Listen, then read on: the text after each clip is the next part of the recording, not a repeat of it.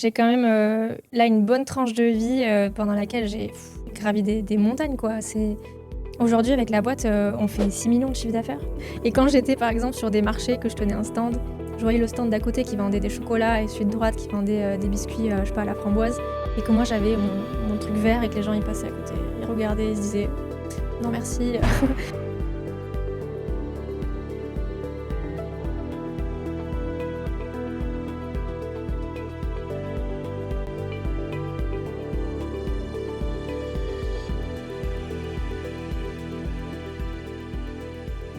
Il y a celles et ceux qui rêvent de lancer un projet, et puis il y a Camille. À 24 ans, elle plaque une belle carrière, toute tracée dans le luxe, dans l'hôtellerie. Elle part au Japon avec juste de quoi payer son billet d'avion.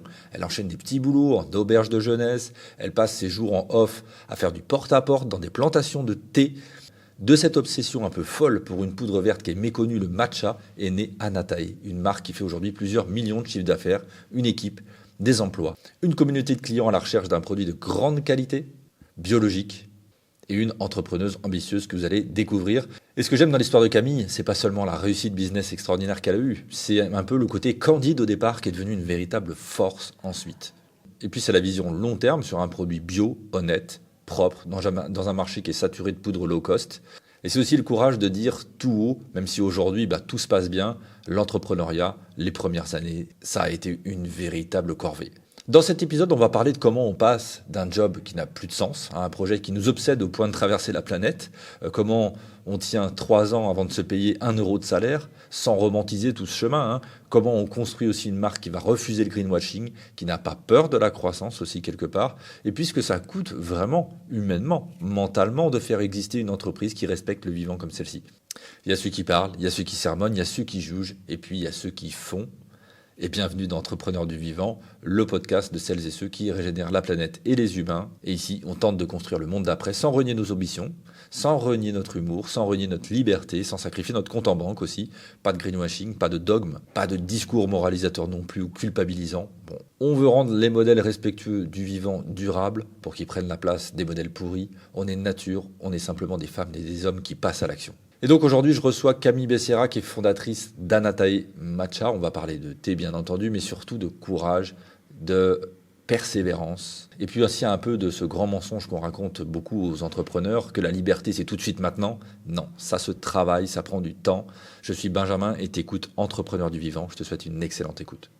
Camille, merci d'être avec nous. Merci d'être dans Entrepreneur du Vivant. Bienvenue. Merci à toi.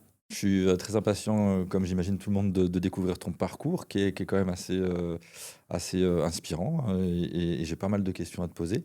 On va entrer dans le vif du sujet très rapidement. Est-ce que tu peux nous parler de ce que tu étais avant Anatae, avant ton histoire entrepreneuriale? Qu'est-ce que tu vivais? Ouais. Comment tu te sentais dans ce moment-là? Ouais, ok. J'ai lancé tout ce projet-là à 24 ans. Donc j'étais diplômée depuis 2 ans d'une école de commerce à peu près. Ouais. Et pendant ces 2 ans-là, j'avais commencé un peu dans la voie classique, dans des boîtes en tant que salariée, dans des plutôt bonnes boîtes. J'avais travaillé dans une boîte du groupe de Chanel, par exemple, des choses assez prestigieuses. J'avais aussi travaillé dans des hôtels. Et en fait, je trouvais pas ma place. Ce que je faisais ne m'épanouissait pas du tout. À chaque fois que j'arrivais à la fin du CDD, je me disais ouf, ça y est, c'est la fin, on va pouvoir commencer autre chose parce que ça m'a pas plu. Et à chaque fois, c'était le même scénario. Donc, Et qu'est-ce qui te plaisait pas? ce qui me plaisait pas, c'était que je trouvais qu'au bout de 2-3 semaines, j'avais tout vu et que j'avais pas besoin de rester plus longtemps et que ça allait être hyper répétitif. Et je voyais pas comment je pouvais m'épanouir là-dedans. Je pense que je suis trop curieuse. Je regardais tout le temps un petit peu dans les autres départements ce qui se passait. Puis j'avais envie de prendre de la hauteur. Je sentais que j'étais trop dans un tout petit secteur d'une grande boîte qui, moi, me convenait pas. Et même gravir les échelons, finalement, ça me donnait pas tant envie que ça. Parce que tu sais que tu allais arriver au bout de quelque chose de toute manière assez rapidement, en fait. Oui. Tu as besoin de stimulation, de créativité. Ouais. Et puis le sens aussi de ce qu'on faisait. Travailler dans le luxe ou travailler dans l'hôtellerie, c'est souvent un peu répondre à des caprices, faire d'un problème qui n'en est pas un énorme souci à régler. Et moi, au fond, je trouvais pas le sens dans tout ça. Clairement. Donc, en fait, au bout d'un moment, je me suis retrouvée au chômage. Ça m'a paru une éternité, alors je crois que ça a duré 1 mois et demi. Ensuite, je me suis dit: «Bah, je vais faire, un petit boulot, pour m'occuper» parce que c'était l'été, j'étais près de la plage, donc j'ai fait ça dans le sud de la France et à la fin de l'été, je me suis dit: «Je vais aller au Japon, c'est le pays de mes rêves, j'ai de l'argent de côté. Je vais faire, à mi-temps des petits boulots là-bas pour, financer mon séjour et puis le reste du temps, je vais profiter. Peut-être que j'aurai une idée, là-bas qui va débloquer quelque chose». Je te coupe juste une seconde. Ouais. Tu vas au Japon, tu vas faire des petits boulots pour financer ton voyage. Ça veut Mmh. dire que t'as pas devant toi une fortune, Non, vraisemblablement. non, T'avais pas forcément de sous pour financer. non, Ouais, non, ok. j'avais assez d'argent pour acheter, le billet d'avion Ouais. et voilà, mais non, j'avais Hmm, pas des hmm, milliers d'euros, ouais, de ok. marge Ok.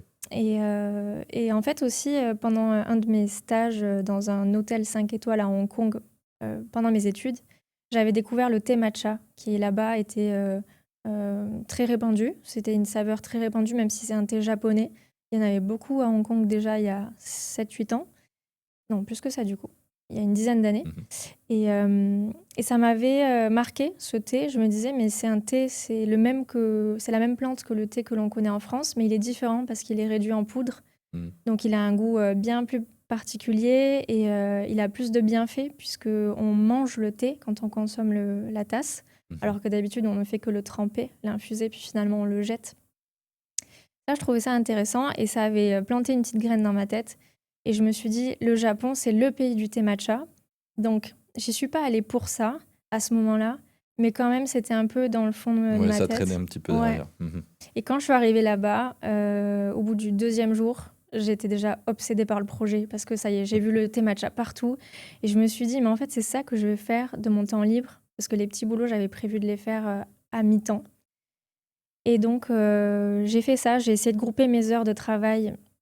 Je travaille dans des auberges de jeunesse. Mhm. Je les ai groupées lundi, mardi et mercredi matin, par exemple. Et toutes les semaines, j'essayais de partir 2 ou 3 jours pour un long week-end dans des plantations de thé. Parce que le thé, il est cultivé dans la montagne.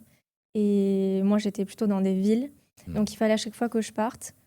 Et c'était vraiment passionnant. En fait, j'ai découvert tout un monde.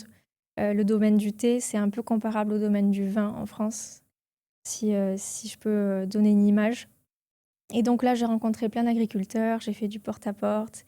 C'était une aventure un peu folle à 24 ans de se dire ben, je suis au bout du monde, je me renseigne sur un produit. Mais en fait, j'y croyais vraiment et je Mhm. me disais, si je trouve un fournisseur qui fait du thé bio et qui fait du thé sans amertume, alors là, je peux être une des premières à importer le matcha en France. Parce qu'il n'y Et avait pas de. non, Il n'y avait pas. il y en avait très peu. On Ok. pouvait en trouver dans quelques magasins bio, par Mhm. exemple, mais une qualité vraiment médiocre. Ça, tu le savais avant de partir? Oui, T'avais quand même regardé, hein? ouais, j'avais regardé. Bah, Ok. en fait, j'avais regardé, pas forcément avec le projet entrepreneurial en Ok. tête, mais parce que le thé matcha, ça me manquait. Ouais. Et Ah, d'accord. Parce que tu étais ouais, une consommatrice déjà. ouais, j'étais une Ouais. consommatrice Ouais. depuis Hong Kong. En fait, Mhm. je le recherchais. Mhm. Et j'en avais vu dans les magasins bio en France que j'avais acheté et que je consommais. Mais je me disais, c'est pas pareil que ce que j'ai goûté en Ok. Asie, c'est Mhm. moins bon, quoi. D'accord. Et donc, On consomme. l'amertume, ouais, Excuse-moi, on ouais. consomme beaucoup de thé en France? En France, ouais, on consomme beaucoup de thé.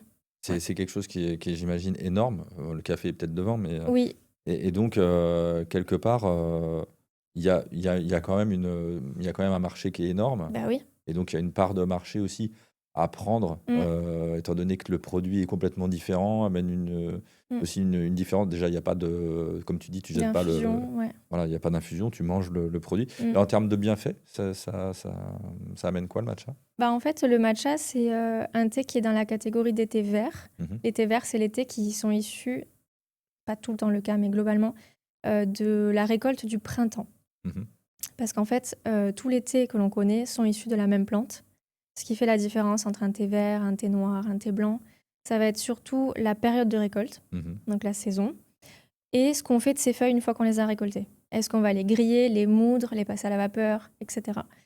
Et donc le matcha, c'est dans la catégorie des thés verts, donc les thés récoltés au printemps, et eux, c'est les meilleurs pour la santé, parce qu'au printemps, c'est là que la feuille, elle a le plus de nutriments, donc de vitamines, d'antioxydants, En fait, elle a été, on appelle ça une période de dormance. Elle a été en dormance depuis l'automne d'avant, parce que pendant tout l'hiver, elle a bien puisé dans le sol plein de nutriments et la plante n'a pas été touchée. Et là, on vient récolter des feuilles qui ont une teneur en minéraux et en vitamines qu'il n'y a jamais à un autre moment de l'année. Un peu comme les bourgeons. Voilà, Ce phénomène. c'est ça. Donc le thé vert, déjà, c'est le meilleur pour la santé parce qu'il a tout ça. Mais en plus, le thé matcha, comme je le disais, là, c'est de la poudre. Donc on mange tout ça. Donc c'est bien plus fort que quand on fait infuser. Et pour la même raison, c'est plus fort en caféine, en théine, c'est pareil en fait. Et c'est aussi, dans le cas du matcha, il y a une particularité, c'est que c'est riche en un acide aminé qui s'appelle L-théanine et qui, lui, est un calmant naturel. Donc, on a un stimulant, la théine, et un calmant dans le même produit. Et ça crée un équilibre qui a été très apprécié par les moines bouddhistes, et c'est comme ça que ça s'est développé au Japon, d'ailleurs, parce qu'ils trouvaient que ce côté énergisant mais apaisant, c'était parfait pour les longues séances de méditation. Parce que ça leur permettait d'être réveillés sans être énervés et apaisés sans être endormis. Et ça, c'est quelque chose qui est très apprécié par les clients de ma boîte aujourd'hui et par moi, même quand je le consomme, c'est que ça réveille sans causer de palpitations ou d'énervement. C'est pas brutal, quoi. Ouais, c'est ça. Super intéressant. Et le côté... alors, j'ai envie de revenir sur ton parcours quand même avant d'aller dans le côté...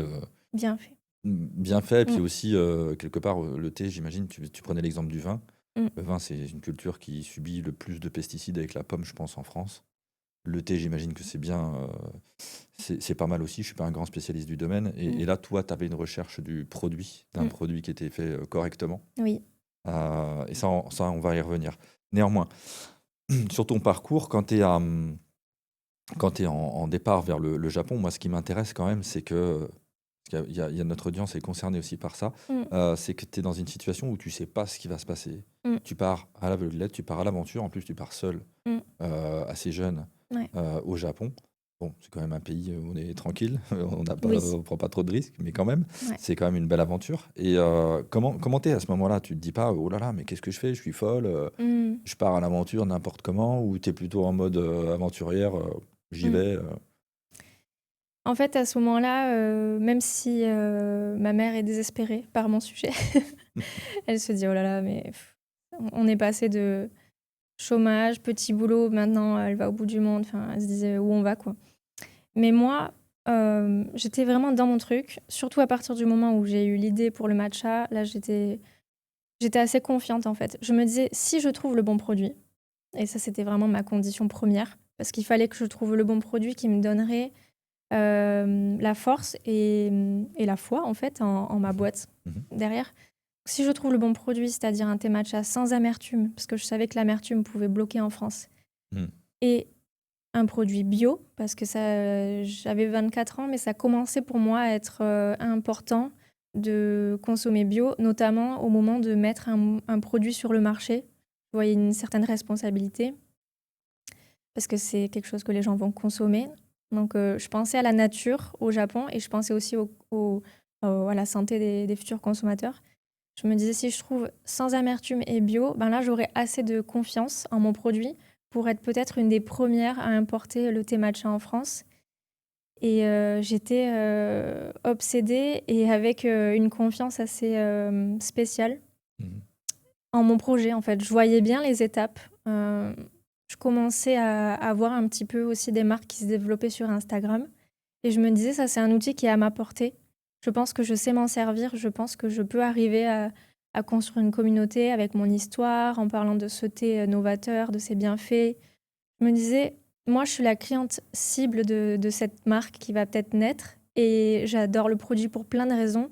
Je pense que ça peut convaincre aussi d'autres personnes. T'étais finalement ton premier client, quelque part. Et c'est aussi, t'étais bien placé justement pour faire cette première petite étude de marché. Alors, quand t'es au Japon, qu'est-ce qui se passe? Tu trouves assez rapidement la première ferme qui travaille bien, ou tu galères quand même à la trouver? Enfin, c'est... Alors, je fais Déjà, tu fais des petits boulots en plus, Ouais, je fais à des côté. petits boulots. Ouais, je suis dans une auberge de jeunesse. J'ai fait 1 mois à Tokyo et 1 mois à Osaka, dans 2 auberges de jeunesse. Donc, je groupe mes heures de travail lundi, mardi, mercredi. Et ensuite, je pars à chaque fois 3-4 jours. J'essaye de trouver des régions pas trop éloignées de là où je suis, dans lesquelles on cultive le thé. Et je me dis, je vais essayer de décrocher des rendez-vous là-bas pour faire des visites avec des agriculteurs. Tu parles quoi? Anglais. Anglais, ok. Anglais. Je dors chez des gens avec couchsurfing. Je sais pas si tu connais cette app. Ouais, sur les canapés, ouais. Ouais. Quelque part, enfin, c'est quelqu'un qui t'offre Un lit ou Ouais. un canapé, ouais. gratuitement. Gratuitement. Ok. C'est ça, donc ça, c'était aussi hyper sympa parce que j'ai rencontré des japonaises. J'essayais de prendre que des femmes par sécurité, de mon âge, souvent à peu près. Et j'ai vu le contraste aussi entre moi, 24 ans, au bout du monde, en train de réaliser un peu un projet fou. Enfin, j'étais au tout début de ce projet fou. Et elle, dans la même tranche d'âge, avec une pression sociale de dingue. Il faut bientôt trouver mari, faire les enfants, etc. Et on a eu des conversations passionnantes dont je me souviendrai toujours parce que je me suis dit que j'avais vraiment de la chance d'être née dans une culture où t'as pas mal de liberté et puis aussi dans une famille qui m'a donné la possibilité de croire que je pouvais réaliser un projet aussi dingue, quoi. Donc c'était des belles rencontres et puis pour ce qui est des agriculteurs, moi j'ai essayé en fait de passer par les sites qui proposent des journées de découverte aux touristes parce qu'il y a pas mal d'activités touristiques dans les champs de thé. Comme en France, on va avoir des journées dégustation de vin, puis visite des vignes et des usines. Là-bas, il y a un peu pareil. Donc, il existe des sites où on peut réserver des journées où on va visiter les champs, faire des dégustations de thé. Donc, moi, je passais souvent par ça. Et une fois que j'étais là-bas, je disais aux agriculteurs, moi, je suis pas une touriste comme tous les autres dans le groupe. J'ai une idée un peu plus profonde. Est-ce qu'on peut discuter? Et puis là, je leur posais mes questions. Est-ce que vous faites du bio? Est-ce que vous accepteriez d'exporter? T'as été bien reçu? Ouais, toujours bien reçu. Je me demande au fond s'ils croyaient en mon projet, parce que voilà, comme je le disais tout à l'heure, ça peut paraître un peu fou pour ce type de projet chez une jeune femme de 24 ans. Mais ils étaient toujours hyper bienveillants et ils répondaient à mes questions et j'avais l'impression d'être quand même prise au sérieux. Donc ça, j'ai fait pas mal et aussi pendant tout mon séjour, dès que je voyais une boutique de thé, même si c'était en plein Tokyo, je rentrais et je demandais s'il y avait des contacts d'agriculteurs. Et parfois, je sortais avec des numéros et des mails. Et puis aussi, il y a des agriculteurs qui m'ont présenté d'autres agriculteurs. Ça, c'est pas mal arrivé. Et c'est comme ça que j'ai pu, en 2 mois, je pense, faire une dizaine de visites. Et aussi commander parfois des échantillons que je faisais livrer à l'auberge de jeunesse et que je goûtais. T'as finalement trouvé J'ai finalement trouvé. la perle rare. Qu'est-ce que t'as trouvé comme Ouais. fournisseur? Quelqu'un qui correspondait vraiment à tes valeurs? Ouais, vraiment. En Quel fait, type de d'abord, valeurs? Enfin, auquel, ouais, d'abord, je suis tombée sur, pas en tout premier, mais vers la fin de mon voyage, je suis tombée sur une famille d'agriculteurs qui fait du thé bio. Et en fait, eux, ils font pas du matcha, mais ils font partie d'une coopérative où il y a plusieurs agriculteurs, dont un qui faisait du matcha. Et du coup, elle m'a fait goûter plein de thé et elle m'a dit, si tu veux, je peux te faire goûter le matcha de cette personne. Et là, je me suis dit, ah ouais, celui-là, il est vraiment pas mal. Celui-là, ça pourrait être le matcha que je veux référencer. Mais il est encore un tout petit peu amer. Je me disais, je suis pas satisfaite à 100%. Donc, je vais continuer mes recherches, mais peut-être que je me lance avec ça. Et j'ai continué. Et là, je suis tombée sur un autre producteur qui m'a fait goûter différents matchas. Et j'en ai choisi 2 chez lui, qui étaient, selon moi, sans amertume pour l'un et avec une amertume très discrète pour l'autre. Et là, je me suis dit, j'ai peut-être une gamme de 3, où j'ai les 2 là que je viens de trouver. Puis en 3e, parce qu'il était aussi moins cher, donc ça faisait une gamme cohérente, je peux mettre celui que j'ai goûté il y a quelques semaines chez l'agricultrice. Et donc du coup, j'ai fait ça. Tout c'était bio? Ouais, tout c'était bio. Okay. Et ça fonctionnait bien parce qu'en fait, celui qui est plus fort dans les gâteaux, je l'ai testé, il ressortait super bien, alors que les 2 autres qui sont plus doux, ils étaient excellents pour la boisson et pour ce que j'imaginais pour le palais des Français. Mais en gâteau, ils étaient un peu trop discrets, du coup, parce qu'ils étaient très doux. Donc, je me suis dit, là, j'ai 3 produits. J'ai 2 partenaires qui sont super, dont les valeurs me plaisent vraiment beaucoup. Et voilà. Ok, et à ce moment-là, est-ce que tu te dis, encore une fois, au niveau de l'état d'esprit, est-ce que tu penses plutôt à toutes les difficultés que tu vas rencontrer pour exporter le produit, Mm. enfin l'importer en France, comment tu vas le vendre, etc. À aucun moment tu te sens un peu submergé par ça? Ou alors tu es vraiment dans une logique, moi, anyway, je vais faire ce qu'il faut faire et de toute façon, je trouverai les solutions. En fait, je pense que je suis hyper naïve et je Ouais, pense que ça m'aide parce que du coup, je vois pas toutes les difficultés qui vont arriver. ouais. Je me dis, ben, c'est simple, je commande, j'ai juste à, voilà, à trouver un nom de marque, à décider de quel format je prends, quel packaging. Mhm.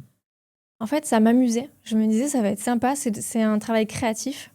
Et c'est ça qui m'a poussée, je pense, au début, parce que moi, j'aime bien tout ce qui est créatif. Je me disais, là, j'ai une page blanche, je crois en mon produit, ça peut être vraiment sympa. Et je voyais pas trop les difficultés. La plus grosse difficulté que j'avais en tête à ce moment-là, c'était de créer un site internet, parce que je croyais qu'il fallait savoir développer pour faire un site internet. Mm. Et j'avais pas tellement le budget pour prendre quelqu'un pour faire ça, je savais que c'était assez cher. Mm. Et en bidouillant un peu sur Internet, je me suis rendu compte que non, il existe des sites qui sont déjà faits et il suffit juste de venir placer ton logo, de venir construire ton C'est menu. Shopify, tu as utilisé Au au début? départ, non, Non? mais aujourd'hui, je suis sur Ouais. Shopify. Mhm. Mais au départ, j'ai utilisé un concurrent Ok. qui fonctionne de la même manière. Mm. Et je me suis dit, ok, ben, en fait, je vais tirer fil par fil. Et ça me paraissait pas une montagne parce que j'étais hyper naïve. Je savais pas que derrière, il y allait avoir plein de difficultés, notamment pour importer du bio. C'est Enfin, moi, j'ai trouvé que c'était hyper compliqué parce que toutes les premières fois où j'ai importé du bio, je recevais la marchandise en France et c'était écrit sur les documents que ça avait été importé en non bio. Et je comprenais pas pourquoi. Et ça, par exemple, c'est un truc que j'ai dû démêler. J'ai mis des semaines, des fois j'en pleurais, je me disais, mais j'y arrive pas. En fait, il faut creuser et tu comprends petit à petit que ben, il faut se faire certifier en France. Et puis, en fait, même si tu es certifié en France, donc si ta marque, donc moi, Anatae, est certifiée bio, il faut quand même faire plein de procédures pour que tes produits passent par les bons bureaux douaniers. Parce qu'il y a des bureaux douaniers qui font pas le dédouanement en bio. Par exemple, à l'époque, moi, j'importais via un transporteur qui s'appelle DHL. Et DHL, il sait pas faire le dédouanement en bio. Mais ça, personne va te l'expliquer. Et ça, tu as dû le gérer dès le début? Ouais, enfin, les premières fois, je croyais que j'importais du bio, mais en fait, Mm. je me suis rendu compte ce que je faisais n'était pas légal.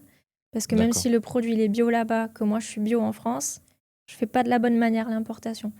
Voilà, c'est plein de trucs où parfois je me suis dit, c'est dur de pas avoir quelqu'un au-dessus qui te dit, c'est par là, il faut que tu Mm. fasses comme ça. Et c'est ça qui fait que c'est intéressant aussi.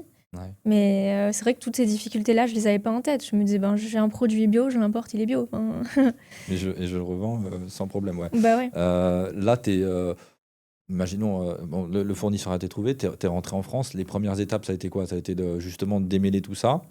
Ou alors tu as commencé à créer ton site internet et vendre avant? Enfin, Mm. comment tu as procédé? Alors, mon voyage, il s'est terminé en décembre, au Japon, en décembre 2018. Et déjà, j'avais un peu commencé à imaginer mon site. J'avais déjà fait des longues listes de qui j'allais contacter pour faire connaître ma marque. Parce que j'avais bien conscience de ça. C'est que c'est pas parce que le site il va être prêt que je vais vendre. Parce qu'il faut Mm. faire venir les gens sur le site. Et ça, c'est une erreur que font, je le sais, beaucoup de gens qui se lancent. Ils ont leur site qui est prêt, ok. Ben, il n'y a personne qui vient sur ton site. Ouais, ils pensent que c'est en créant le site internet que Ouais. les gens vont venir. Mm. Mais oui, ça ne reste qu'un élément finalement, c'est comme quand tu ouvres une C'est boutique, quoi. Exactement.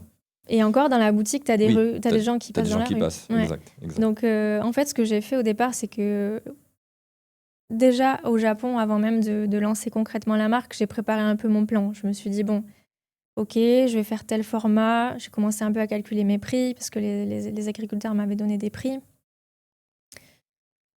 Je savais à peu près comment fixer des prix, mais en fait, je ne l'ai pas très bien fait dès le départ. Ma marge n'était pas assez bonne. Mhm. Je me suis dit, je vais contacter des influenceurs, des blogueurs qui sont dans des domaines qui, je pense, sont à peu près, voilà, qui sont liés. C'est-à-dire? Donc, je me suis dit bien-être, Mhm. yoga, nutrition, tous ceux qui parlent aussi de consommation française, en tout cas, enfin, de marques françaises avec un logo bio. Enfin, voilà, je Mhm. me disais des influenceurs qui sont un peu dans le green, dans le responsable. Je me disais ça, je pense que ça peut être la bonne cible. Et comme j'en suivais plein personnellement, c'était assez facile. Et c'est comme ça que j'ai commencé à les contacter et à dire, ben voilà, je suis partie au Japon, je me suis intéressée à un produit qui est encore méconnu, ça s'appelle le thé matcha. Ça a beaucoup de bienfaits, donc j'expliquais les bienfaits et je disais, j'ai pas de budget pour te rémunérer, mais si tu es curieuse de recevoir mon produit et que tu veux bien en parler à ton audience en échange, si ça te plaît, ben moi ça m'aiderait beaucoup. Et puis j'ai eu beaucoup de gens qui m'ont dit non, et puis j'en ai eu quelques-uns qui m'ont dit oui. Tu as dû faire énormément de contacts ou tu as finalement. Je veux dire, c'est quoi à peu près le pourcentage de personnes qui t'ont répondu favorablement? Je pense, pour ce qui est des créatrices de contenu, c'était quand même assez élevé. Parce qu'à l'époque, je pense qu'on n'était pas surchargé de marques et de sponsors sur les réseaux. Oui, il y a quand même 7 ans. Oui, il y a 7 ans. Et donc, j'ai eu pas mal de réponses positives, franchement. En plus, je m'adressais à des assez petits comptes, finalement. Je me rends compte aujourd'hui. Qu'est-ce que tu appelles un petit compte? C'est quoi pour toi, à peu près? À l'époque, tu vois, je m'adressais à des comptes qui avaient entre 2000 et 15 000 abonnés, tu vois, sur Instagram.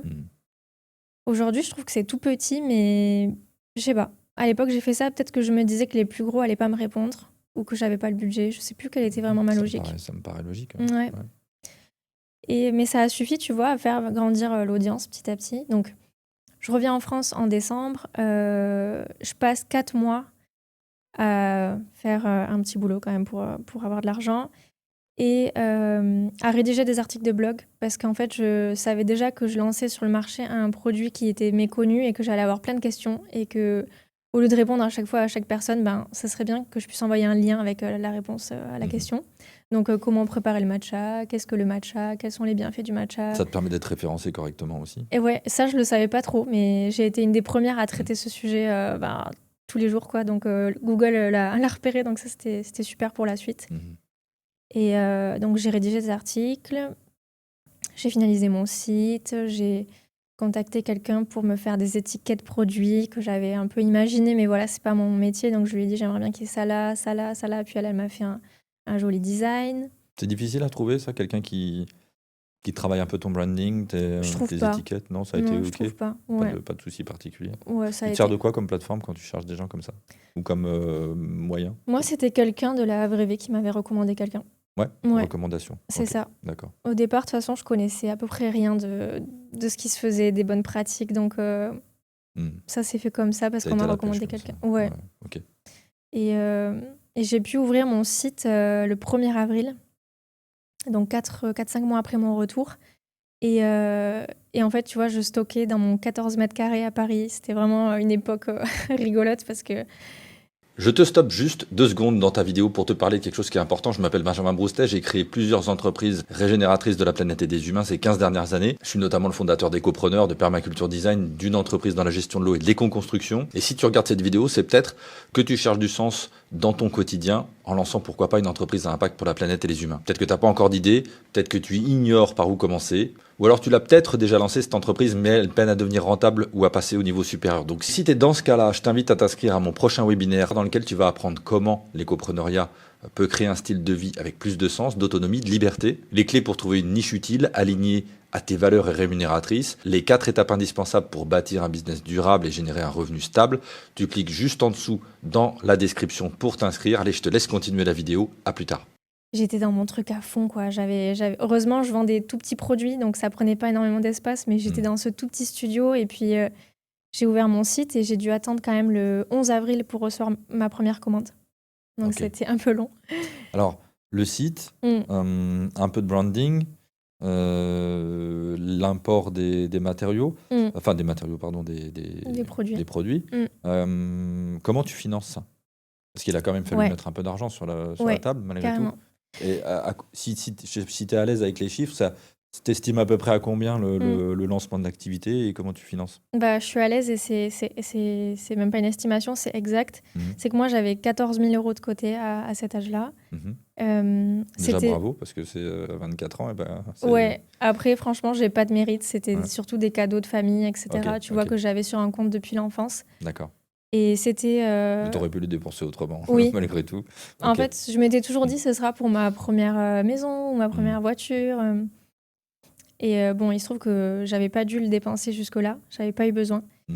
Et je me suis dit, au départ, je vais mettre 4 000 € de cette réserve pour acheter mon premier stock, déposer mon nom de marque, ouvrir Shopify, voilà, tout ça. Et les 4 000 €, ils sont partis en un rien de temps parce que, en fait, j'ai découvert ce que c'était le fonds de roulement. C'est-à-dire que, en fait, pour assurer la suite, tu as besoin de redépenser parce que moi, je faisais plein de cadeaux aux influenceurs et franchement, quand je faisais le cadeau, j'estimais, enfin, je réalisais vraiment le coût que c'était. À chaque fois que je faisais un envoi, je me disais, ben là, t'as envoyé 20 €, 30 €. Mm. Et ça part super vite. Et si tu veux pouvoir continuer, il faut remettre. Donc, du coup, j'ai mis au final les 14 000 Mhm. pour ça, pour me faire connaître au départ, pour faire aussi un premier salon. Quelque part, tu te sécurises parce que c'est quand même de l'argent que tu avais. Ouais. Et tu te dis, enfin, moi je me mets à ta place, Mm. je me dis, bon, j'ai pas emprunté, Ah oui, c'est clair. je suis resté cool, quoi. J'ai pas... Ouais. T'aurais pu aussi aller dans d'autres logiques, quelque part. Oui, c'est vrai. T'es vraiment dans une logique de première entreprise Mm. où on se lance un peu finalement comme ça, mais il n'y a pas non plus un facteur risque si important que ça. Peut-être il y a des gens qui nous écoutent qui se disent, waouh, ça fait quand même des risques, etc. Mm. Mais en fait, quand tu as l'expérience entrepreneuriale après, Mm. tu te dis, tu aurais pu emprunter 200 ou 300 000 € Ah ouais. et lancer une marque à l'échelle nationale, etc. Mais là, tu l'as Mm. lancé j'ai envie de dire, en bon père de famille, même si l'expression n'est pas super, À petite échelle à quand petite même. échelle, et tu Oui. t'es dit, on verra quoi. Ouais. Mm. J'ai été franchement depuis le départ, et je pense que je le suis encore, très près de mes dépenses. Mm. On fait pas de folie. On parlera de où on en est aujourd'hui, ça n'a rien à voir comme échelle, mais quand même, tu vois, ne serait-ce que 50 €, quand je les dépense, je me dis, attends, est-ce que ça vaut 50 €, tu vois? Mm. Et dès le départ, j'ai fait ça. Et aussi, j'ai fait des petits boulots, moi, à côté. Donc, j'ai démarré un peu doucement. Pendant longtemps, je travaillais sur Anataï le matin jusqu'à 14-15 heures. Après, je partais. J'étais standardiste dans un bureau de consulting dans le 8e. Et le soir, je donnais des cours de langue, tu vois. Bravo. Et je faisais ça et j'étais hyper motivée, quoi. En Mm. fait, je me disais, je sais pourquoi je le fais. J'enchaîne. Même des fois, le week-end, je faisais hôtesse dans des événements, donc je rajoutais encore des heures. Tu faisais combien d'heures par semaine, là, grosso modo, si C'était- t'amalgames l'ensemble du temps? Là, je pense que je devais faire, j'ai jamais calculé, mais 80 heures peut-être. Waouh. Ouais, j'arrêtais jamais. Mais j'ai adoré cette période et franchement, c'est des super souvenirs tu vois, mes premières commandes qui tombent sur le site. Moi, j'avais même pas demandé en plus à mes cousines, mes sœurs ou quoi de commander. C'était vraiment des gens que je connaissais pas. Et je me disais, il y a quelqu'un là qui est tombé sur mon site et qui a eu assez envie de recevoir le produit pour aller jusqu'à saisir ses numéros de carte bancaire, quoi. Et ça me... Les premières commandes, c'est grisant, c'est Ouais, ouf. vraiment. Tu te dis, wow, c'est réel, en fait. Ouais. Je me suis vraiment pas vite habituée à ça. Tu vois, je me suis dit, ça a une valeur incroyable. Et puis petit à petit, j'ai pu lâcher un boulot, puis un autre, puis me mettre à temps plein sur Anatae. Alors, ce qui t'a amené de l'attraction, ça a toujours été ces canaux d'acquisition influenceuses au début? Enfin, Ouais, influenceuses ou beaucoup. Influenceurs? Beaucoup. C'était ton canal. Ouais, T'as visé juste dès le départ. ouais, c'est ça. Bien. Moi, au départ, quand je me suis lancée, je savais pas si j'allais que faire du B2C, donc que de la vente aux particuliers. Je me disais, je peux aussi très bien avoir des clients pros qui achètent mes produits et qui les revendent dans leur boutique. Et je peux aussi avoir des clients restaurateurs, pâtissiers, hôtels, restaurants, enfin... Et en fait, j'ai essayé un peu tout, tu vois, au départ. J'ai fait pas mal de porte-à-porte à Paris. J'allais voir les coffee shops. Je leur disais, vous connaissez pas encore, mais il existe une boisson qui s'appelle le matcha latte. Et ça peut être super dans votre carte. Et puis, ça répondait pas trop, tu vois. Il y en avait 1 sur 20 qui me disait, OK, on peut goûter. Et puis, parfois, Ça signait pas forcément ouais, derrière. c'était compliqué. J'ai eu quand même quelques clients resto dans les premiers temps et quelques clients revendeurs. D'ailleurs, la première boutique à m'avoir fait confiance, c'est Nature et Découverte. Donc, j'étais contente parce que c'était un nom assez connu. Ça tombe bien, on va interviewer François Lemarchand dans pas longtemps. Ah bah parfait. Ouais, j'aime beaucoup aussi. Mais voilà, mais le e-commerce, c'est ce qui a le plus pris. Donc les influenceurs. Ouais. Tu as tout de suite eu donc on a dit précédemment que quand même, il t'a fallu faire un sacré paquet de contacts aussi pour avoir des résultats. Mais est-ce qu'à un moment donné, il y a quelque chose qui a qui a basculé. Mm. Il y a eu peut-être un influenceur ou une influenceuse qui t'a Ouais. aidé à faire le pas de plus. Ouais. Ouais. Ouais. Mm. C'est Marie. Son compte, c'est Sleeping Beauty. Mhm. Et elle, en fait, je me souviens, c'est la première qui a généré un pic de visite sur mon site, quoi. Au départ, c'était pas rémunéré. En plus, je lui avais proposé de lui envoyer. Puis elle a ouvert sur son compte Instagram en story. Et là, j'ai vu l'engouement. Et C'est une donc, personne qui avait beaucoup de followers. elle avait à peu près 100 000 followers à l'époque. Ah ouais, c'est beau. Mm. Bien. Ouais. Et en fait, moi, je la connaissais pas du tout. Elle m'a taguée dans une story où elle disait je cherche du matcha. Vous m'avez recommandé 2 marques. Vous avez répondu Tatata et Anatae. Donc en fait, je reçois ça. Et je me dis on dirait une influenceuse. Donc je vais voir son profil. Je vois qu'il y a beaucoup de monde. Et voilà, donc je lui ai envoyé. Et puis là, j'ai vu qu'il y avait un gros engouement de sa communauté. Donc j'ai commencé à travailler avec elle. Je travaille encore avec elle d'ailleurs. Ça va faire 7 ans.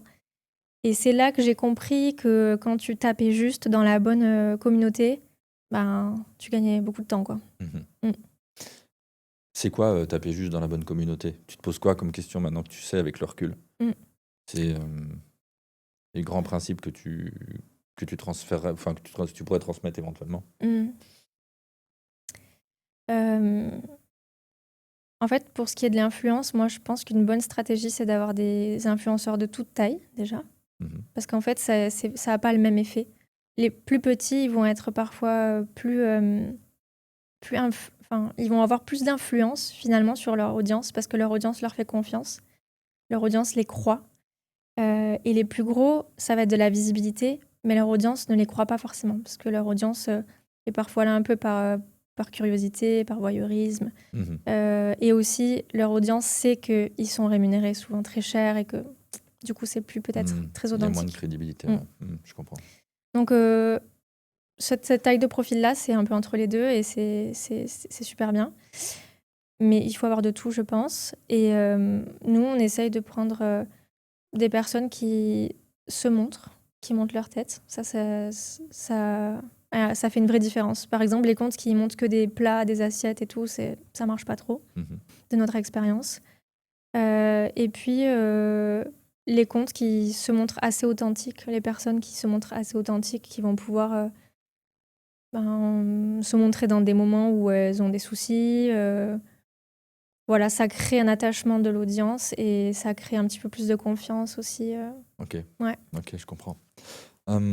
Donc là, la bascule, comment ça se fait? En tout cas, tu commences à avoir un petit peu plus de commandes, etc. Ouais.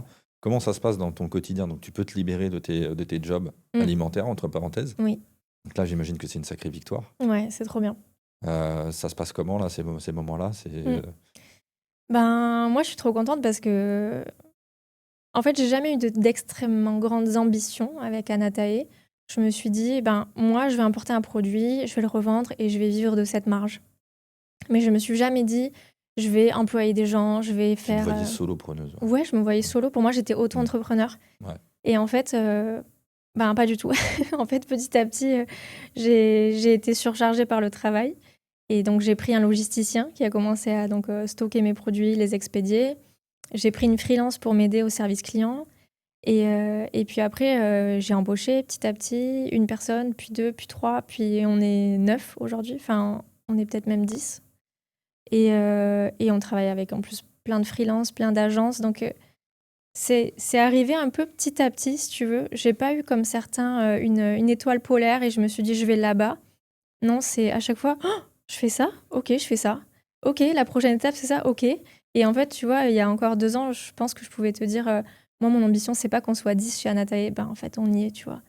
Et à chaque fois, je suis un peu surprise de la prochaine étape, mais je vois que c'est ça la prochaine étape parce que, par exemple, pour ce qui est d'employer des gens, je vois que mon équipe commence à être un peu débordée, donc il faut quelqu'un de plus, c'est évident.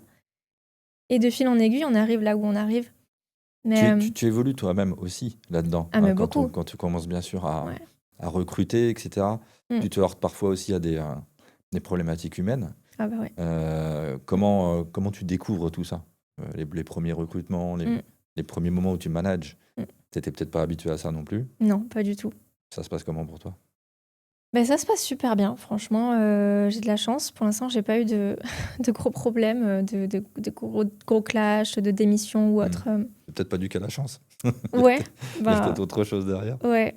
On me dit souvent que si l'équipe est aussi bien, c'est parce que voilà, il y a quelque chose qui fait que ben, je les sélectionne bien aussi, puis elles comprennent le genre de personnalité que je suis, et du coup elles se disent ben, moi j'ai bien envie de travailler avec elles. Hmm. Je sais que ma personnalité, ma façon de manager, ma façon de voir le business compte beaucoup.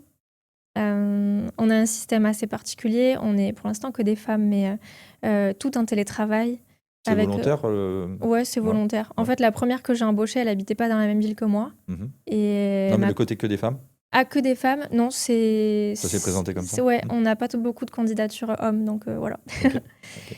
Et, et puis, j'ai quand même voilà, une certaine conscience dans mon travail, c'est-à-dire que ben, je suis pas prête à faire tout et n'importe quoi pour que ça aille plus vite et pour que ça aille plus fort. Je sais pas, par exemple, hier, on en discutait avec mon équipe, on vend des bols parce que le matcha, on peut le faire avec n'importe quel bol qu'on a chez soi, mais c'est quand même bien d'avoir un bol en céramique, quelque chose d'assez joli et d'assez artisanal. Et donc, moi, j'ai fait appel à des céramistes français. Hmm. Euh, Tous mes concurrents importent des bols d'Asie qui payent 2 euros et du coup, ils peuvent faire des super coffrets dont le prix total n'est pas délirant parce qu'ils ont acheté le bol 3 fois rien. Moi, je peux pas faire un coffret avec un bol que moi déjà j'ai payé 20 ou 30 euros, tu vois. Hmm. Euh, voilà, donc il y a plein de choses que je pourrais faire et je sais très bien comment je pourrais faire et ça serait un carton et voilà, mais je le fais pas parce que j'ai certaines valeurs. J'ai envie que ma boîte elle ressemble à une boîte dont je suis fière et ne pas avoir honte de dire ben ce bol oui je l'achète 2 euros, je vous le revends 35 et je dors bien la nuit quoi. Hmm. Donc Tu mettrais quoi comme mot derrière ces valeurs? J'imagine que tu les as à un moment donné pour les transmettre à ton équipe, etc. Tu as dû y penser un peu ouais. Euh, je pense qu'en fait c'est de l'honnêteté envers les clients. Enfin moi je le vois comme ça Hmm. parce que toutes ces autres marques qui vendent ce bol là qu'elles ont acheté 2 euros, elles disent pas en fait qu'elles ont acheté 2 euros. Ça leur va bien de pas le dire. C'est un peu caché. C'est pas les clients ils se posent pas souvent la question et moi, je trouve que c'est de l'honnêteté.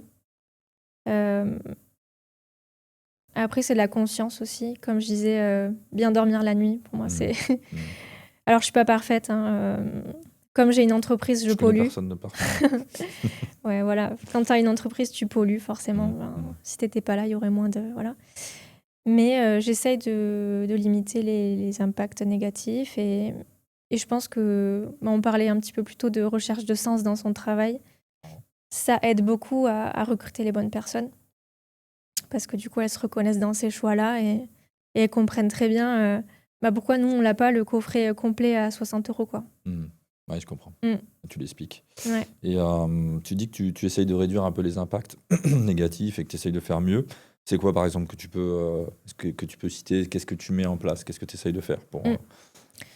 Ben, déjà, on vend du thé bio. Pour moi, c'est la base parce que depuis ces dernières années, il y a pas mal de concurrence qui est née dans le domaine du thé matcha. Nous, on était là au tout départ, mais il y a eu beaucoup de marques qui sont venues. Et la plupart du temps, c'est pas bio. Euh, Ensuite, il y a l'achat des accessoires. Moi, je me suis toujours dit, si l'accessoire, il existe en France, je vais pas l'importer du bout du monde. Donc ça, on peut aussi, du coup, par la même occasion, mettre en avant les céramistes et avoir des super vidéos de quand ils produisent les bols, chose qui n'est pas possible quand c'est produit à la chaîne en Chine, quoi. Donc ça, moi, je trouve que c'est bien, au final, pour plusieurs raisons, quoi. On essaie d'importer par bateau. Alors, on n'y arrive pas à chaque fois parce que, je sais pas si tu l'as entendu dire, mais ces derniers temps, il y a un problème de pénurie mondiale. Ouais, Ouais. j'entends ça. Et donc, en fait, on se fait surprendre par la difficulté d'avoir des stocks dans les temps. Et donc, du coup, on doit importer parfois par avion. Mhm. Mais vraiment, mon objectif, c'est d'importer par bateau tout le temps. Et ça fait partie des choses que j'ai découvertes aussi au tout départ, que j'imaginais pas. Moi, je me disais, bah, je vais toujours importer par bateau. Mais en fait, c'est pas si facile parce que le thé, c'est un produit fragile, donc il faut qu'il soit importé dans un conteneur réfrigéré. Et les conteneurs réfrigérés, ben, c'est plus cher. Et si tu veux partager ton conteneur avec d'autres marques, eh ben, il y a certaines complexités. Enfin, voilà. Et ça prend surtout 2 mois et demi. Donc, il faut avoir Ah oui, assez de stock anticiper. en France et assez d'argent pour faire ça, quoi. Donc voilà, l'importation par bateau, c'est vraiment un objectif tout le temps. Mhm. Et puis après, dans chacun de nos choix, par exemple, si demain on doit ouvrir une boutique éphémère d'une semaine, par exemple, je sais très bien qu'on ne va pas dépenser des fortunes dans des décos qui vont être jetés au bout d'une semaine. Ouais, je comprends. C'est une logique de tous les Et le jours. côté humain aussi est très présent apparemment au niveau de ton équipe aussi. Ouais, c'est vrai. Pour moi, l'entrepreneuriat, c'est aussi une aventure humaine formidable. Mm. Et, Ouais, c'est clair. Et je veux revenir aussi sur le côté évolution personnelle. Mm. Dans tout ce parcours-là, jusqu'à l'instant T, on va parler d'où tu te trouves aujourd'hui avec ton équipe et ton entreprise. Ouais. Qu'est-ce que tu as appris? Comment tu as grandi? Qu'est-ce que tu as gagné en termes d'évolution personnelle? Plus du tout la même personne. Ouais, rien à voir. Ouais. En plus, je sais pas si c'est pareil à tous les âges, mais moi, j'ai commencé à 24, enfin, tout juste 25, on va dire. Je vais avoir 32. Ça se voit pas sous mon pull, mais j'attends un bébé. Félicitations. Donc, merci. J'ai quand même là une bonne tranche de vie pendant laquelle j'ai gravi des montagnes, quoi. Aujourd'hui, avec la boîte, on fait 6 millions de chiffre d'affaires. Waouh, Je bravo. savais même pas ce que ça voulait dire. Je le comprends toujours pas même très bien. Et tout ce qu'on a traversé, c'est tellement enrichissant. J'aurais jamais pu apprendre autant dans une autre boîte, même si j'avais été promue, que j'avais eu un parcours incroyable. J'aurais jamais eu tous ces apprentissages-là, où tu es tout seul, tu pars de zéro. Au début, tu crois fort en ton projet, les gens autour de toi n'y croient pas. Puis petit à petit, ça mord, puis il y a des victoires et il y a aussi des moments très difficiles. Cette année, avec les problèmes d'approvisionnement, j'ai eu des moments où je me suis dit, mais comment on va faire? Je viens d'embaucher plein de personnes. Si j'ai pas de stock, on fait quoi en fait? Et pour le Covid aussi, tu n'as pas eu des difficultés? Ouais, quand même, un peu pour le Covid. Alors, j'ai eu de la chance parce que moi, j'ai toujours été en croissance et ça m'a pas cassé ma Ouais, croissance. ok. Je pense parce que je vends un produit qui se consomme à la maison. Donc, ça, c'était hyper bien dans cette période-là. Les gens étaient à la maison, justement. Et je vendais en ligne aussi, donc ça va. Mais pour importer, j'ai eu des difficultés à ce moment-là. La guerre en Ukraine aussi m'a causé des problèmes d'importation. Bon, c'est minime par rapport au problème en lui-même, mais ouais, c'est hyper intéressant de se dire que maintenant on est une équipe. Et puis, moi, j'ai jamais été aussi une salariée épanouie. Donc, pour moi, c'est assez compliqué de faire en sorte que mes salariés soient épanouis. Parce que je me dis, c'est quoi en fait, être un salarié épanoui? Donc, j'essaye d'être à leur écoute. Et je vois que ça se passe plutôt bien pour l'instant parce que c'est vrai que le bien-être, c'est quelque chose que je mets quand même au centre dans mon entreprise. Et tu vois, tous les 6 mois, je leur fais remplir un long questionnaire pour comprendre un petit peu quel est leur sentiment, à quel point ils se sentent bien, à quel point ils sont motivés. Je les questionne sur leur charge de travail, sur leurs ambitions dans la boîte. Et tout plein de sujets voilà, de ce style. Et les résultats sont toujours super bons. Et parfois, il y a une réponse où moi, j'aime pas trop la réponse. Et je me dis, bon, ben là, c'est un vrai exercice. Comment je vais faire pour, avec la personnalité de chacun, faire en sorte que ils se sentent plus épanouis. C'est très compliqué de gérer une équipe d'humains, mais c'est hyper intéressant, tu vois.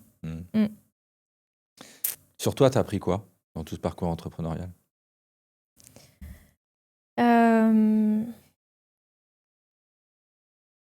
C'est tellement... Je sais pas.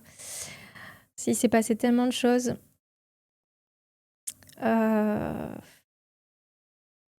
J'ai appris que j'étais forte quand même. Parce que je sais que j'aurais pu abandonner plein de fois. Et je crois que c'est ce qui fait la différence entre ceux qui mènent un projet jusqu'au bout et les autres. C'est parfois juste ça. C'est Tu as eu juste plein que... d'occasions d'abandonner? Ouais, je pense. Plein d'occasions d'abandonner. Il y a des jours où tu te disais non, ça. Ouais, surtout au Et début. d'ailleurs, même quand c'est lancé,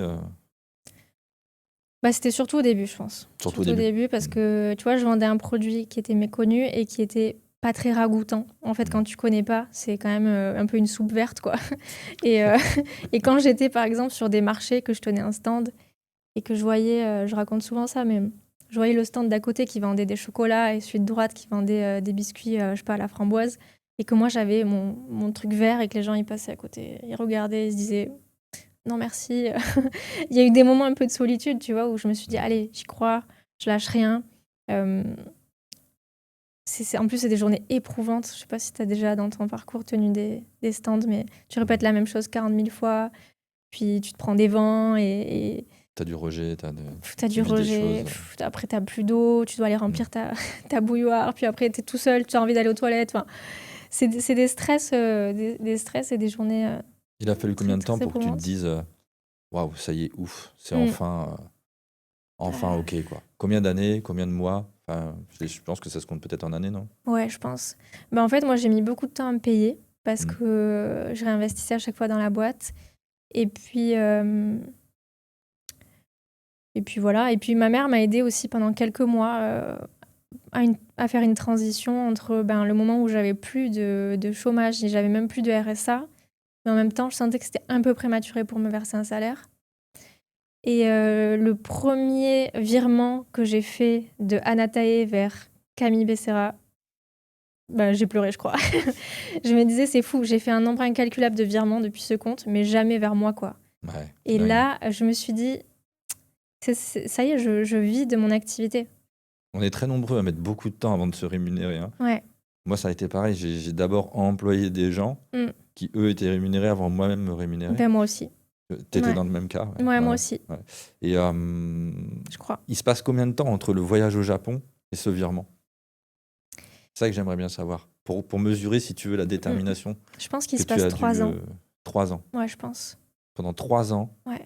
tu rames, tu as les avions et Ouais. ouais, on peut dire qu'il y a beaucoup de force. Ouais. Ouais. Ouais, bravo, bravo. Merci. Ouais. Et c'est vrai que on peut dire que c'est ça qui fait vraiment la différence, hein. Je suis d'accord Ouais, avec toi. je pense. Euh, comment tu te relèves par rapport aux obstacles, comment tu ne lâches rien, c'est ce qui fait clairement le job. Mm. Tu penses que quand tu regardes ton enfance, etc., quand tu regardes ton parcours de vie, à un moment donné, quand même, tu étais prédestiné à devenir, enfin, à te lancer, à devenir ce que tu es aujourd'hui. Tu vois, moi, je vois dans mon parcours perso, à un moment donné, je sais que je suis pas dans le moule Ouais. quand je suis enfant, parce que je vis plusieurs expériences, etc. Toi, tu penses que à un moment donné, il y a des signes quelque part aussi qui ont fait que. Ouais, un petit peu. Moi, j'ai toujours eu j'ai toujours été, par exemple, bonne élève, mais rebelle. J'ai toujours été dans ces deux cases. Enfin, je me suis toujours sentie dans ces deux cases, en tout cas. Et je pense que c'est un peu ce qu'il faut pour être entrepreneur. Enfin, bon élève, je sais pas. Mais ce côté rebelle, en tout cas, oui. Mais bon, je pense bon élève, ça aide quand même parce que, en tout cas, moi, dans mon parcours, il a fallu tout de suite que je sache faire des tableaux Excel, que je sache comprendre le marketing, que je sache aussi avoir cette autodiscipline de se dire, ouais, personne m'attend ce matin, mais je me lève Ah oui. et tu vois. Mm. Donc, oui, je pense que ça me ressemblait déjà. Puis quand je repense, tu vois, moi, par exemple, au collège, j'étais à l'initiative d'un blog où je mettais tous les jours des photos de toute ma bande d'amis. Puis tous les jours, j'allais alimenter ce blog. Il y avait déjà des petites... Des prémices, ouais. des prémices, ouais, de l'entrepreneuriat. Ouais. Pour le marketing, pour tout ça, c'est pas forcément inné, c'est pas forcément en école de commerce qu'on t'apprend les Non. vrais bons axes, hein. Non. Tu confirmeras, ouais. Ouais. Tu t'es fait aider, Non, pas Non. particulièrement. Non, T'as lu des bouquins sur l'entrepreneuriat, des choses comme ça? Non, pas trop. Non, tu es vraiment Ouais. un instinct complet. Ouais, c'est beau Franchement, ça. j'ai été très autodidacte dans tout ce que j'ai fait. Ok. Je pense que ça Maintenant, apporte un truc en plus aussi. Du coup, c'est pas du tout scolaire. Donc, ok. Mm. Ouais, maintenant, ton quotidien, c'est quoi? Alors, mon quotidien, donc je travaille de chez moi, comme tout le monde chez Anatae. Là, en fait, on vend principalement toujours en ligne. C'est 70% de notre chiffre d'affaires. Donc, une grosse partie de ça, c'est notre e-commerce. Et on a aussi un peu des ventes sur d'autres e-commerce. Et les 30%, c'est les professionnels qui sont séparés à peu près en deux. On a, en deux parts égales, je veux dire, on a les cafés, hôtels, restaurants et les revendeurs. Donc, j'ai une équipe qui travaille sur différents pôles.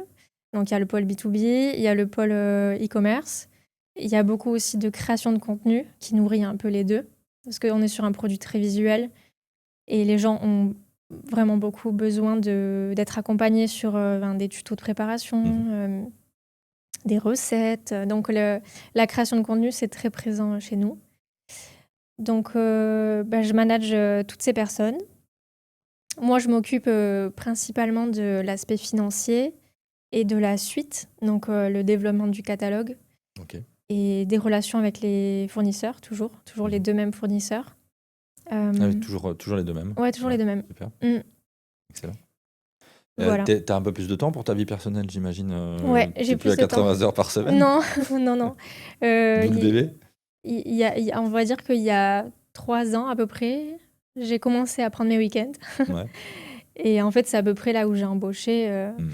J'ai commencé un peu à souffler, puis Tu vois, c'est marrant ça, hein, ouais, parce que souvent je me heurte moi aussi, hein, par rapport aux écopreneurs qui veulent, quand on parle un peu avec des gens qui sont déjà lancés, mm, qui ont peur de la croissance, parce qu'ils ont peur d'être encore plus pris ouais, par leur job, encore moins de vie perso, encore mm, moins de si, alors que c'est justement là ouais, que tu peux justement aller chercher un petit peu plus de temps, d'équilibre pro-perso quand tu commences à recruter, quand tu commences justement à grandir. c'est vrai.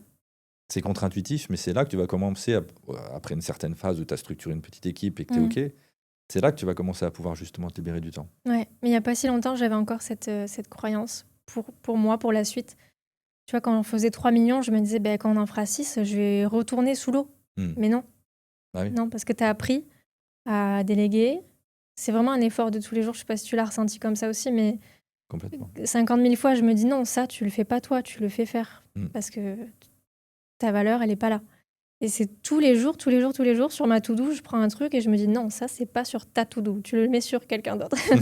C'est logiquement qui devrait faire ça? Ben, c'est un tel. Bon, ben alors, tu lui dis, tu vois, tous les jours. Mais c'est vrai que, Mais c'est quand tu t'aperçois ensuite que aussi parfois c'est mieux fait que si c'était toi qui le faisais, bah ouais, c'est vrai, que c'est encore plus fantastique. c'est clair. Ouais, Mm. chouette, chouette. Donc Ouais. là, je pense que pour répondre à ta question, je travaille 35-40 heures par semaine. Après, il y a Hmm. des semaines plus chargées que d'autres.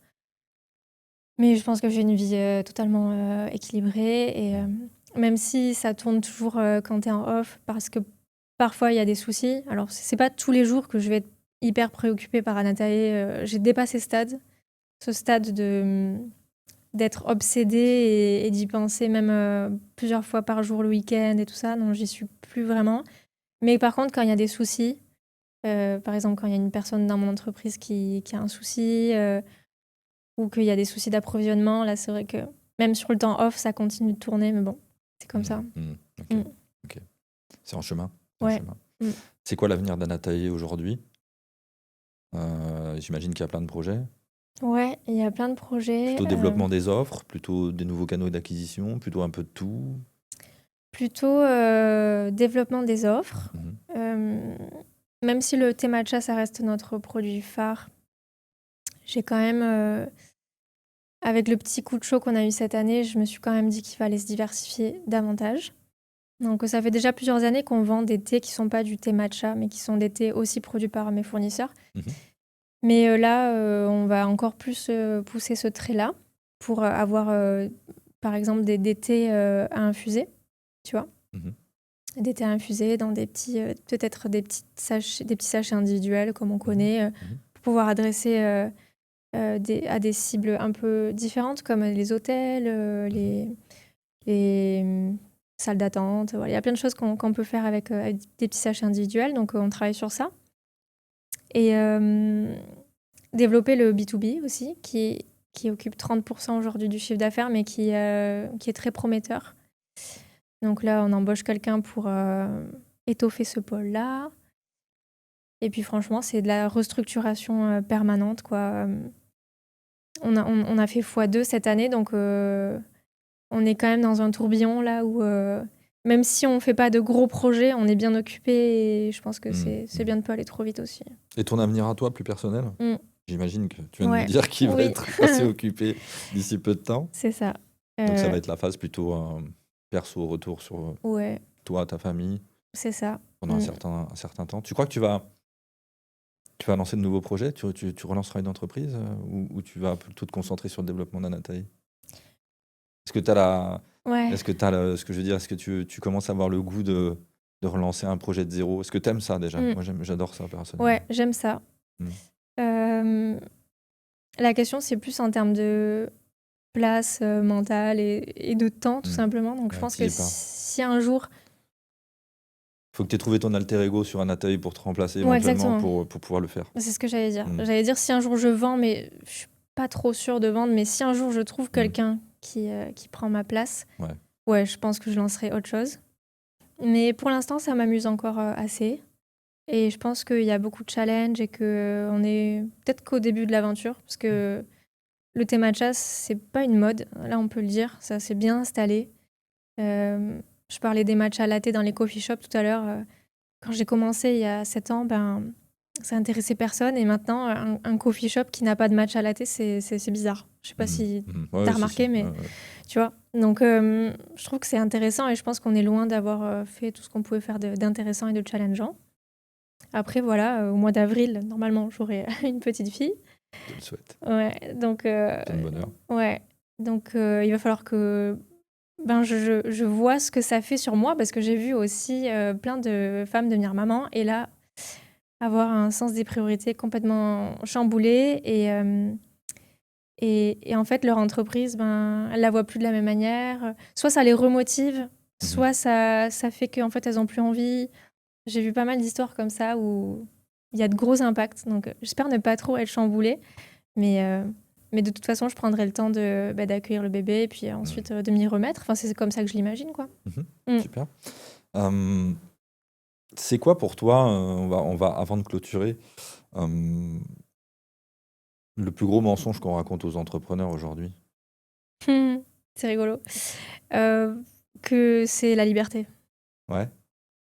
Je pense que c'est peut-être vrai au bout des années, quoi. Enfin, je pense que je commence à toucher du doigt cette liberté. Et bon, je n'ai pas fini, hein, mais les premières années, je trouve que c'est pas du tout de la liberté, quoi. Ça coûte au début. Ouais. En fait, c'est de la liberté sur certains points, évidemment. Mais au global, c'est plus une prison qu'autre chose, quoi. Je trouve au départ. Est-ce que tu regrettes? Non, je regrette pas, quand même. Tu reviendrais pas en arrière? Ouais, je reviendrai pas en arrière, quand même. Même si ça, c'est un mensonge. Il y a toujours en effet un cadre de responsabilité. Il y a toujours tu ne feras pas que des choses agréables. C'est vrai que ça, c'est parfois le message qui est fait passer. Bien sûr que ça t'amène beaucoup de gratification, mais ça t'amène aussi beaucoup de travail à produire. Et on a vu aussi avec ton parcours qu'il y a des moments, il faut pas flancher, quoi. Ouais. Puis la charge mentale, moi, je trouve que c'est... En fait, je regarde maintenant les salariés qui quittent leur boîte à 17h et qui, à 17h01, ne sont plus du tout dedans.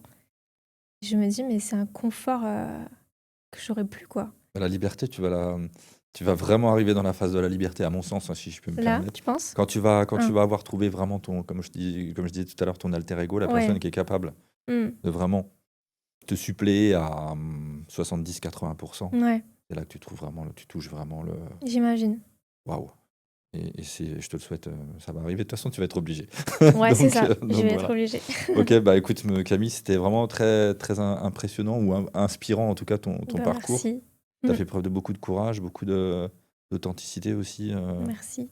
Et je peux dire que bravo, en fait. Et puis continue, et plein de bonheur pour la suite. Merci, c'est gentil. Et j'espère que ça aura inspiré ton parcours, beaucoup de gens à se lancer. Ouais, j'espère aussi. À faire le job et à prendre leurs responsabilités, parce qu'il faut aussi, on l'a vu, affronter des choses quand on se lance. Mais ça vaut le coup. Et ça vaut le coup. Ouais. Tu restes là-dessus quand même. Ouais, quand même, ça vaut le coup. J'ai dit que c'était plus ou moins une arnaque, mais ça vaut le coup. Alors, moi, je trouve que ça vaut vachement le coup aussi, à titre perso, mais c'est vrai qu'il faut affronter certaines choses, on l'a dit. Un grand merci, Camille. Merci à toi. Et puis, bonne suite à toi. Merci, à bientôt. À bientôt. Alors, si tu es encore là, c'est que l'histoire de Camille t'a probablement touché.